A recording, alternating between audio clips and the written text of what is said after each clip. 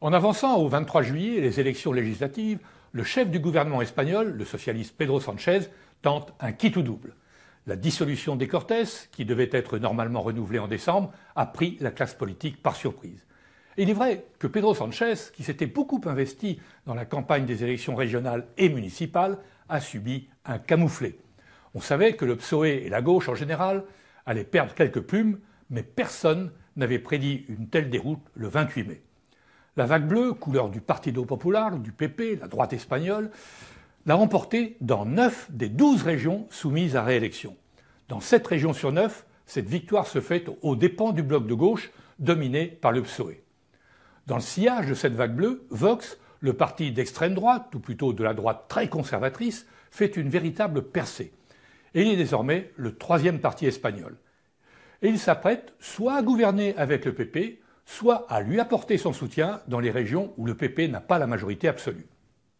En fait, le triomphe du PP doit être en partie relativisé. Le parti a récupéré la quasi-totalité des voix qui s'étaient portées ces dernières années sur Ciudadanos. Ce mouvement qui se voulait centriste, libéral, anti-indépendantiste, se voulant ni de gauche ni de droite, avait capté une partie de l'électorat du PP, mais les dissensions internes, l'absence de leader reconnu, le manque de vision ont entraîné la défection de ces électeurs qui sont revenus au bercail du PP. Quant à Vox, il conserve et consolide son socle électoral acquis sur le PP. Lorsque l'on additionne les forces du PP et de Vox, on arrive autour de 45%, et cela correspond à une réelle droitisation de l'électorat espagnol. Alors si l'on voulait faire une comparaison avec la situation française, on pourrait dire que le PP, l'équivalent de LR, a compris qu'il ne fallait ni laisser grossir Vox, ni l'ostraciser. Et il y a eu déjà, ces dernières années, quelques alliances ponctuelles entre les deux partis, en Andalousie, à Madrid et dans quelques autres localités. Cette politique a permis au PP de maintenir ses positions et de peser le double à peu près de Vox. Cette droitisation s'est aussi bien sûr nourrie des dérives de la gauche et surtout de l'extrême gauche, Podemos, allié du PSOE et qui participait au gouvernement de Sanchez. Là aussi, pour reprendre une analogie avec la situation française, le gouvernement Sanchez, c'est un peu comme si Olivier Faure était le patron de la NUPES et Mélenchon et LFI son allié turbulent, mais dont le poids électoral serait nettement plus faible. Le problème de Sanchez, c'est qu'il doit toujours faire face à une fronde à l'intérieur même du PSOE, certains grands barons critiquant son alliance avec l'extrême gauche et son attitude ambiguë vis-à-vis des indépendantistes basques et catalans. Une attitude qui a par ailleurs fortement déplu à une bonne partie de l'électorat espagnol qui accuse Sanchez de jouer avec le feu et de mettre en péril l'unité espagnole. Parallèlement, Podemos a imposé au sein du gouvernement un agenda sociétal qui, par bien des côtés, flirte avec le wokisme. Les ultra-féministes ont multiplié les manifestations pour durcir la législation dans le cas d'agressions sexuelles. Irène Montero, la ministre de l'Égalité, venue de Podemos, a fait voter une loi modifiant le code pénal. Une loi qui prévoit que tout acte sexuel sans consentement explicite sera considéré comme une agression sexuelle passible d'1 à 4 ans de prison. Mais la ministre s'est prise les pieds dans le tapis et dans les arcanes du système judiciaire espagnol.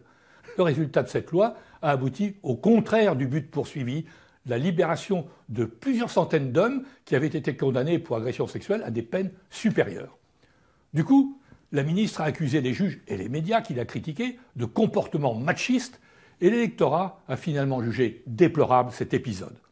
Un épisode qui n'est peut-être pas étranger à l'effritement de Podemos et surtout à la tentation d'une partie de ses dirigeants, issus du Parti communiste et des écologistes, de créer une nouvelle plateforme, Sumar, à côté de Podemos. Le résultat, en tout cas pour les municipales et les régionales, a été sans appel. Les électeurs les ont boudés, beaucoup s'abstenant. Et c'est sans doute ce qui a poussé Pedro Sánchez à provoquer des élections anticipées. Il ne veut pas laisser au PP le temps de capitaliser sur sa victoire. Il ne veut pas lui laisser mettre son nez dans les comptes des régions conquises pour éventuellement sortir quelques affaires financières. Dans les 7 semaines qui viennent, Sanchez et le PSOE vont attaquer le PP sur ses alliances avec Vox avec un slogan « Au secours, le franquisme revient ». Même si la situation aujourd'hui n'a plus rien à voir avec celle d'il y a 50 ans. Sanchez va faire du Elisabeth Borne en stigmatisant l'extrême droite revancharde. Et si le PP et Vox l'emportent, ce sont toutes les avancées sociétales qui seront remises en cause, explique déjà le PSOE, y compris la possibilité pour les adolescents de choisir leur genre avec un simple avis médical. Mais en avançant les élections, Pedro Sánchez veut aussi couper l'herbe sous le pied des dissidents de Podemos réunis autour de la plateforme Sumar. Ceux-ci n'auront pas le temps de structurer leur mouvement. Bref, l'ambition de Sánchez, c'est de faire comme le PP, de récupérer une partie des voix qui s'étaient portées sur Podemos et de compter sur les indépendantistes catalans et basques pour faire l'appoint dans les futurs Cortes. Un quitte double. Mais à vrai dire, il n'avait pas tellement d'autres solutions après la déroute du 28 mai.